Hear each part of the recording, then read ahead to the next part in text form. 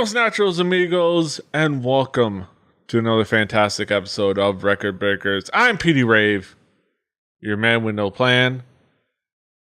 Here with me, as always, is my team, my squad, my four-man tag team in my corner. We've got Brett. I'm Brett Hip Hop, your man with some kind of a plan. We've got Patrick. Hello. And we've got Drew. Ahoy, hoy, hoy. Yeah. We're here to talk about music. We're here to talk, share with each other, have our nice little round table, and discuss music and review it. The provider of the music this week is none other than Brett. Brett, what are you putting forward for us? I'm putting forward an album that I've talked about a bunch and is something that is another slow pitch down the middle. This is They Might Be Giants' album, Lincoln. Mm-hmm. We probably know the answers, but let's go with some expectations. Patrick, what were your expectations coming into this album? You can probably just repeat my expectations from the last They Might Be Giants album we reviewed on the show, except that I've probably listened to this record more going in than I did the last one. And Drew, I'll ask you without hiccuping in the middle. Drew, what is your hiccup? What is your What is my hiccup? What are your what were your expectations? Petey. I don't know. I couldn't even find the sentence again. Expectations. It's weird because They Might Be Giants. I've never heard them. It's weird. No, I started into what I was getting into with They Might Be Giants. I've heard quite a few They Might Be Giants songs before. There's sort of a thing that is not unpopular. So like Brett said, it's sort of a pitch down the middle sort of thing. It's we can hit this one out of the park pretty easily, pack it up, and I'll go home.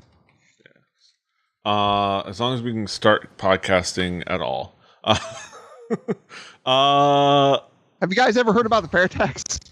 Yeah, WrestleMania. Flamethrowers, The Rock. Yes. Okay. Go, Petey. Basketball. My new bowl was weird. Yeah, Muggsy Bogues was short. Yeah. Is short. Sorry, pre-show is an amazingly silly thing that goes on for an hour and a half. Or 2 hours. Keeping it all in.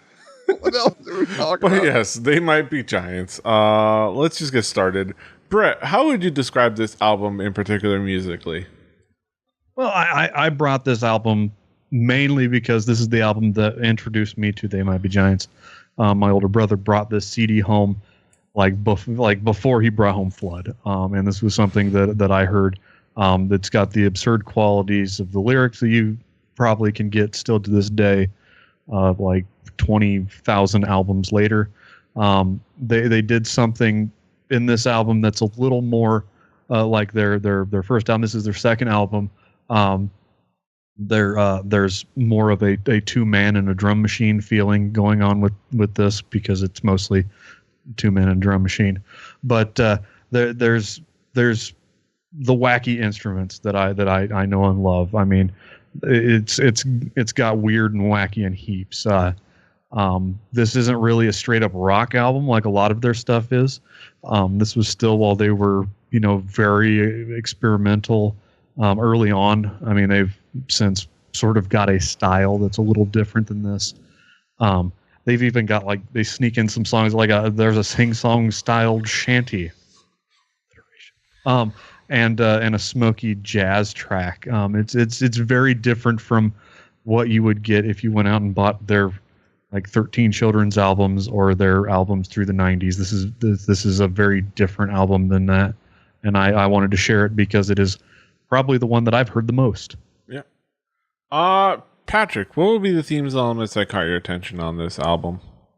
Lincoln is still firmly in the They Might Be Giants Are Weird category of records, and I don't mean that as an insult. I mean that as They Might Be Giants were, especially for the first part of their career, a very unique and odd band in the world.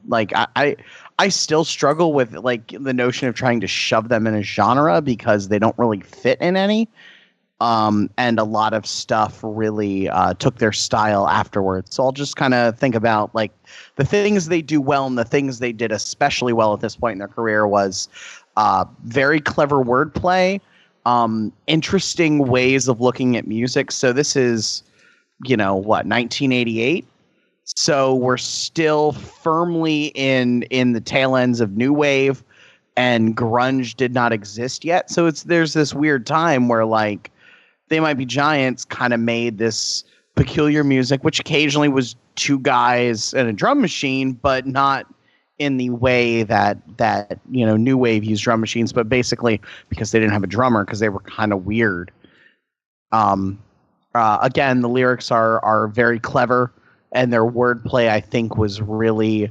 This was still when they were super great at that, and I feel like it's maybe because everyone else got better because of them, but they're not what they once were in terms of their new records. But Lies.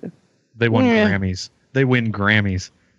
Let's be honest, though. Like the Grammys aren't necessarily. Well, they're for children's albums, but yes. Yeah. It's not necessarily a sign of how great a band is, but this is. They Might Be. This is if you have to pick a They Might Be Giants album that very much represents the sound of the band as it will be remembered by They Might Be Giants' most ardent fans, I don't think any of them would argue with Lincoln as being representative of it. Mm-hmm. Drew, what would be the themes and elements that caught your attention? Well, like Brett said, lately They Might Be Giants have sort of become their sound has become this style, and you can definitely hear the early pinnings of that here, but it's still very early in their career, so it's still got this experimental nature to it, which is a lot of fun. It's fun. There's irreverent humor in it. There's catchy stuff, and it's really smart. You sort of, when I think of nerds making rock music and making a sort of quirky rock music, it's guys like this, right? It's John.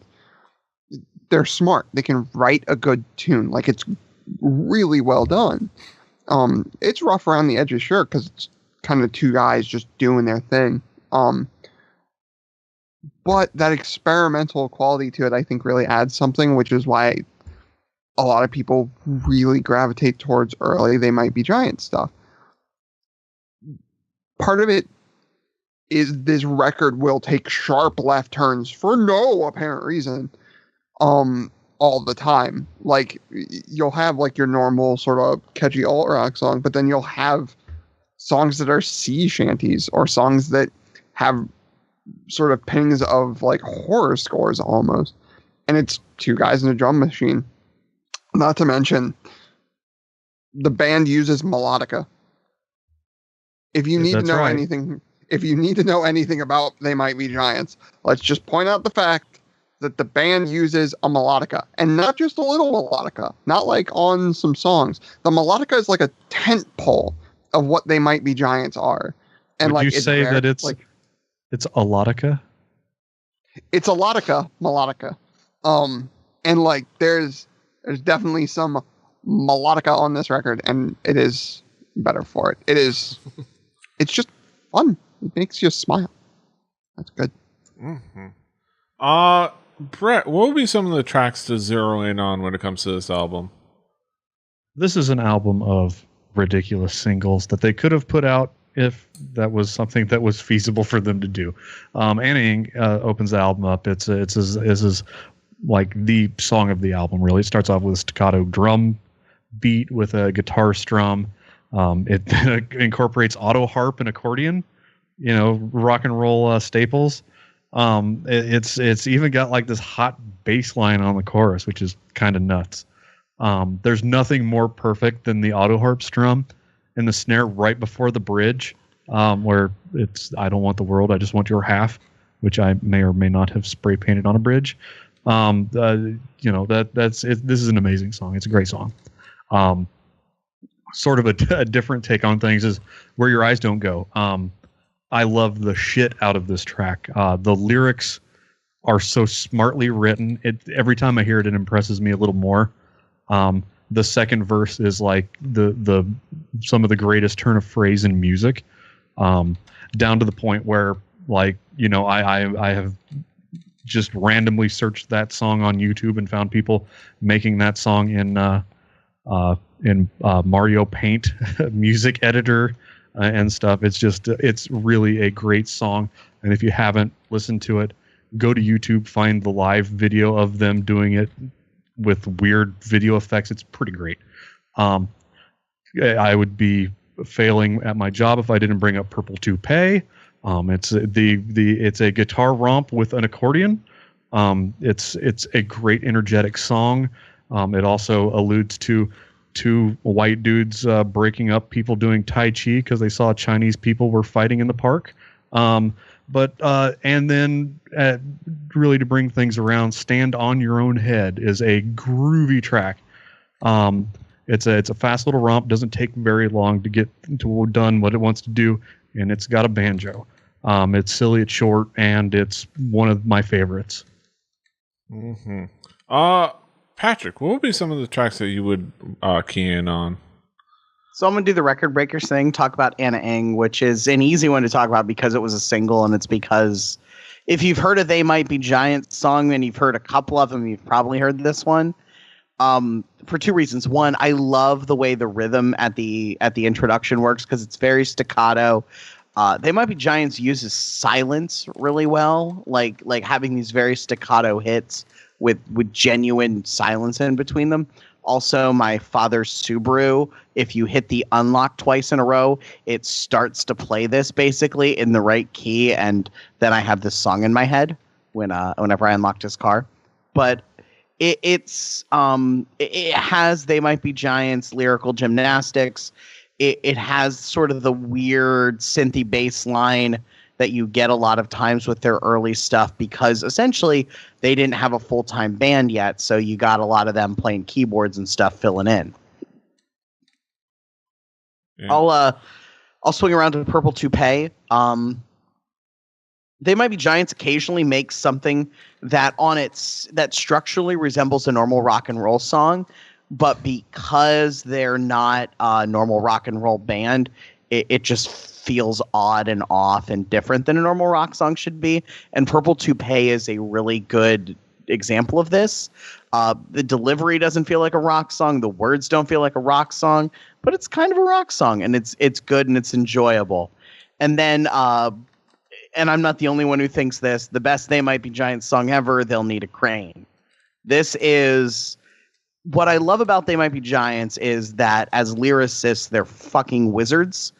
And if you've ever, this is the greatest breakup song ever written, and I'm gonna say that with all the over the top, possibly wrong, but I'm totally not sort of things. It's a brutal, heartbreaking, crushing song to listen to, and it really paints the picture of a failing relationship, and yet it's kind of jaunty sounding.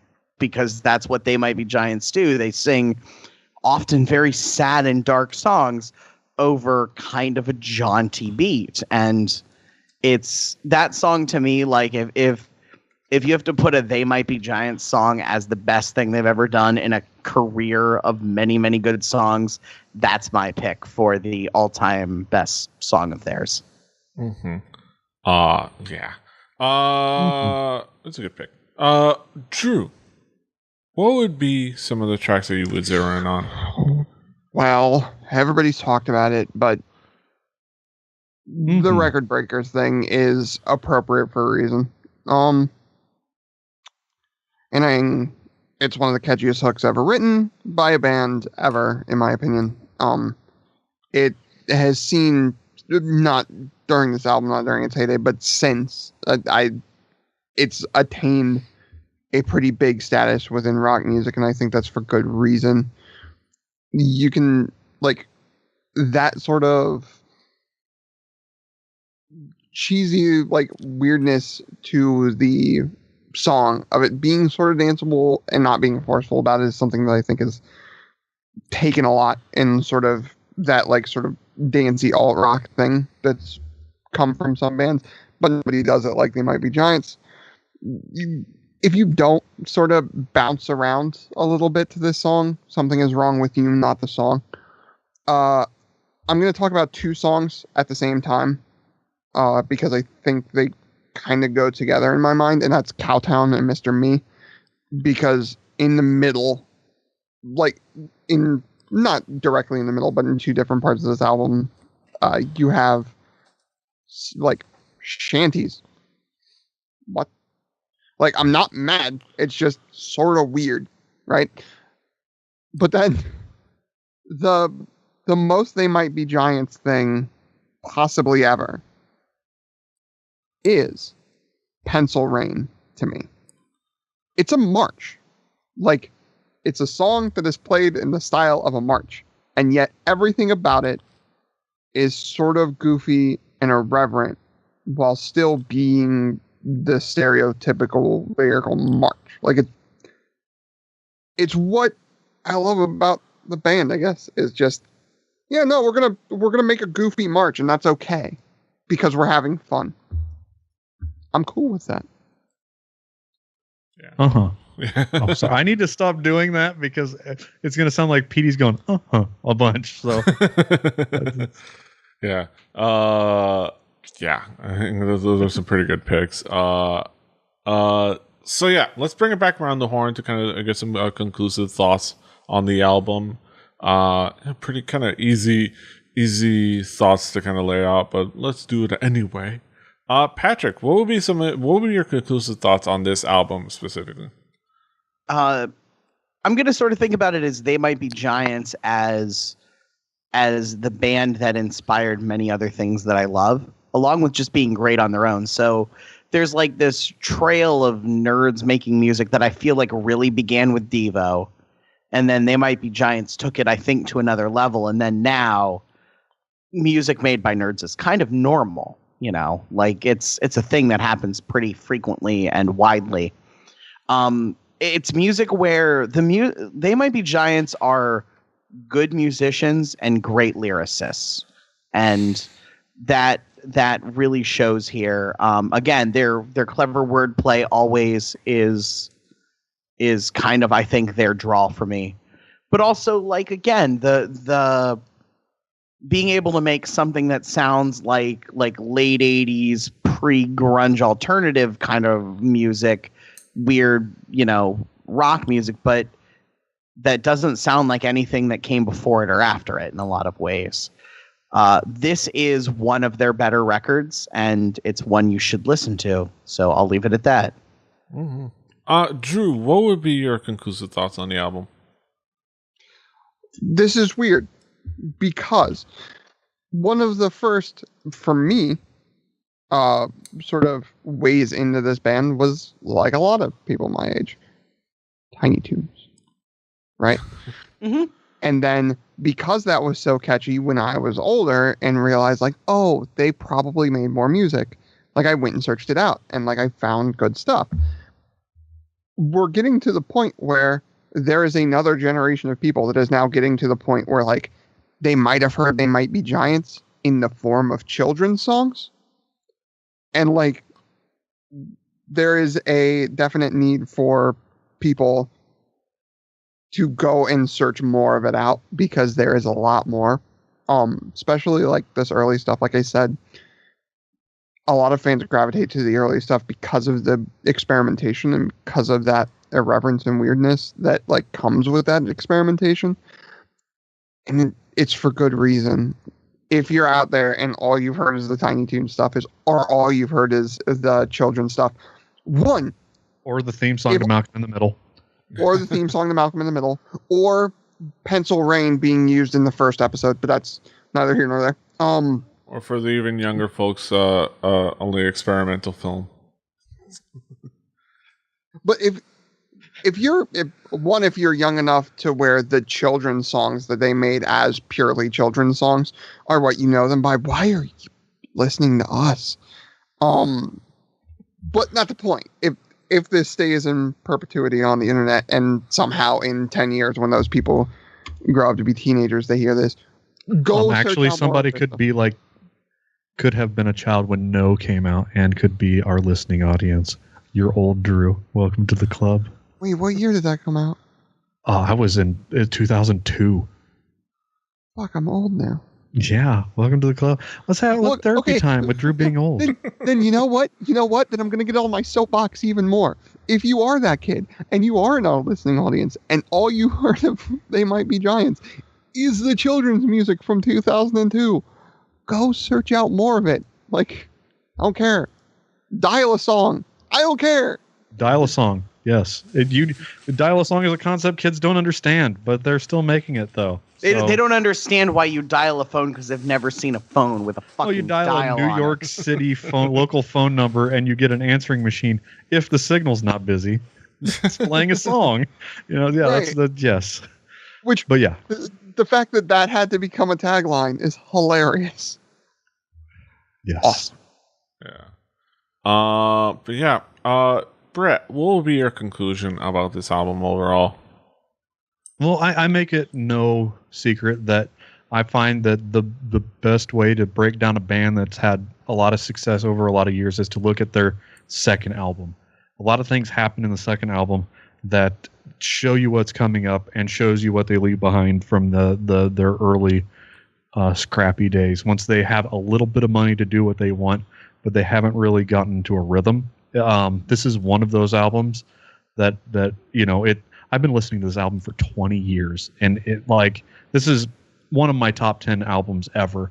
A lot of it has to do with where I was hearing it, the amount of what this album means, the relationship between me and my brother, and what it was like in the 90s listening to stuff.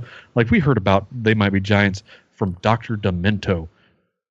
Kids Google that one. It wasn't Tiny Toons. It was Dr. Demento in the Funny Five Countdown. Honk honk.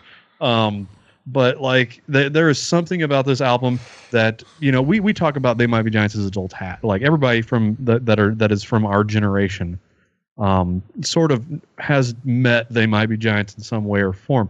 There are people that haven't, and that's a shame. Everybody should have a taste of this stuff, because this is what people did with the least marketable ideas. The most wackadoodle lyrics done in a way that was done well with real skill. Two guys brought such a wide range of music types and can make albums that are some of the best, Grammy award winning children's albums after they've honed their stuff and they're like, okay, let's write a song about the periodic table. But there's this is the genesis of two guys who have had a career longer than I've been around on this earth, for the most part. I was off the earth for a little while, but no, this is a great little chunk of the late '80s and what was happening before alt rock took over. Not quite after D. Snyder was asking people what to do if they want to rock, it's a very little slice of time, but you can see how much that influenced the kind of music that came afterward. If you haven't heard this album, you deserve to hear this album. It's a great album, and I don't talk about albums like this very often. This is a great album. There is nothing on this album that rubs me the wrong way, and I am completely biased 100%. But for a guy who has seen They Might Be Giants live 9 times and has listened to all of the albums, this is a great album. Yeah, if you couldn't agree more. Yeah, let's sum up our enjoyment of the Miami Giants in poetic form with a main event of the evening, our haiku reviews. We kind of sum it all up nicely with our haiku reviews. What are you holding? I don't know, something that was nearby. My moo. It is adorable, whatever it is. Yeah, it's a. My video's been daikon frozen radish. for the entire show. So. Okay. The haiku radish. The daikon radish. Oh, the haiku. Well, Oh. Yeah. Mama Moo, love them. I've talked about them extensively, but we'll talk about it after the show. But our haikus. We sum things up in poetic form. Patrick, what is your haiku review? They Might Be Giants are a band that I enjoy. vocabulary. Constabulary. I don't know, vocabulary. Police. Drew, I should have what- used that on my police album. Yes. Drew, what is your haiku? Quirky, goofy, fun.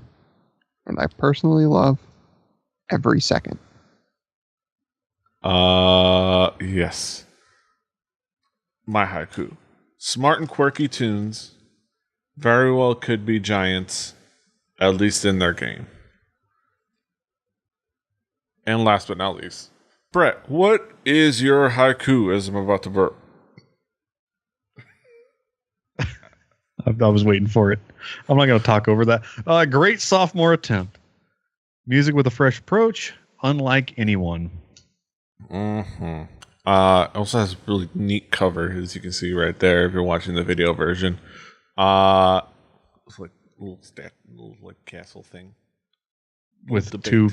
two paintings with debate clocks, podiums. Standing from them as the perpetual debate right there. Yes. Yes. What, the one about fair tax? Yes. It's a consumption tax, Drew. We've covered this on pre-show, the not quite show? recorded show. Yeah, that we did that. I didn't record because I Go knew to it Twitter, wasn't gonna- folks. Yeah. But yes, those are our thoughts on They Might Be Giants. You can, of course, follow along on Spotify by playing Record Breakers, the home game. I at this point, I have updated it. It should be all caught up. I know it was a big lag, but I not only caught it up, but I made OK Google remind me every week to update not only the playlist but the episode social media stuff. So I will not forget anymore. I probably forget, but you know, Yeah. yeah. It's fine. But It's you know, fine. at least The my fans phone will yell the at fans me. were clamoring. The fans were clamoring so much. Petey, I'm waiting for that latest hot episode of Record Breakers. Yeah. The award applicant podcast. Well, no, I actually pulled us out of that. Not That's to sweet. date this podcast recording, but I did tweet in the middle of the show, respectfully disqualifying ourselves because, I don't know if you know this, but it's supposed to be pod safe. And that Bad Religion song that we play at the beginning of every episode on the audio version makes us not pod safe. I thought the whole that was point open of that source. was a Creative Commons song. No, it wasn't. It was on a dead website that used to be run by Mevio. I also and- paid Squiggles to write our closing song. Yeah, You can't have that. Do we need to pay Squiggles to write an opening song so we can be pod safe? Nope. I don't care think enough. We'll risk it. We'll risk it. I will buy Squiggles. If like, it whatever becomes if I in get a exchange cease and desist, I will song. literally just put the song that we put for our YouTube thing. Like, Yes, I'll we go will- to Free We will Music both Archive. cease. We will cease and desist if the folks from But from I certainly Epitaph give us a phone call. from Yeah. Warner I'm because sure the people Epitaph from are owned Epitaph by give a shit about Yeah, us, or Uh, ever will give a shit about It's us. just that it was their parent company that did content IDs on our YouTube videos. That's why the YouTube version has a different song. then this because is I Record care. Breakers the revelation because I'm sure that 3 of the before of us had no clue. Yeah, So yeah, Uh, we aren't pod safe, but that's what makes us punk rock. yeah. I don't know. All I know is I don't care enough to about the podcast awards to do anything about it. But God bless it. Thank you for considering us. I love you guys. Thank you for considering us. Thank you, Mr. Man from Estonia. Thank you so much, but yeah, it's all right. We're good. We're good. I love you. We love you too. But yeah, that aside, let's talk about the Record Breakers home game. On that Spotify playlist will be our next album. I was almost about to say song. Our next album. And it's going to be provided by just none other one than- song. We're just gonna talk about Dear Sergio. Yes. Just yes. one song. Yes. It's going to be Drew. Drew, what do you got for us next week? If you couldn't already tell. man named Thomas Kolnicki from the historical Kolnicki family from Transylvania moved from Czechoslovakia to America. There he put a stake in his musical claim in New Jersey with a band called Catch-22. But we are not going to be reviewing Catch-22. When he left that band, he joined up with some guys from One Cool Guy. They formed a band called Bandits of the Acoustic Revolution. We're not going to be reviewing that band either. That band formed a band called Streetlight Manifesto, which is essentially the electric version of Bandits of the Acoustic Revolution. They made an album called Everything Goes Numb. That, my friends, will be the album we will be talking about next week. Yeah. It's an album about my about what happens when I have to hide in the bathroom because I just want to hide at work. Eventually, Everything Goes Numb. If you've ever had to get out of the bathroom while your legs are waking up, it's not fun. But that aside, we look forward to that discussion next week. Getting all my shtick in. That's right. The Petey shtick. Yeah. There's a joke in there too, but yeah, we'll just leave it. Where can you follow us, Petey? You can, of course, find us all over the internet. Patrick is at Swagger. Brett is at HibbittyBibbard. HIBBITYBIBBARD. Drew is at XJuciferX. I'm at PD Rave. The show is at 4 Record Breakers. That's the number 4 Record Breakers. RecordBreakersPodcast.com. RecordBreakersPodcast@gmail.com. Rebelli.net. Rebelli TV on YouTube. Dale McBride fell down at some point. I gotta go put him back up. But that being said, he'll be back up next episode. But until next time, hasta los huevos. Push Warren. Toodaloo. I was going to say Toodaloo. I think Warren is pretty cool. Yeah. Warren like the hair metal band. No, Warren like the guy who has an unblockable move. Oh, I thought you were talking about Warren, the hair metal band with the lead singer that came from my high school. No, that's Warrant, not Warren. I know, I was trying to make a bet. Warren is allergic to cherries, therefore allergic to cherry pie.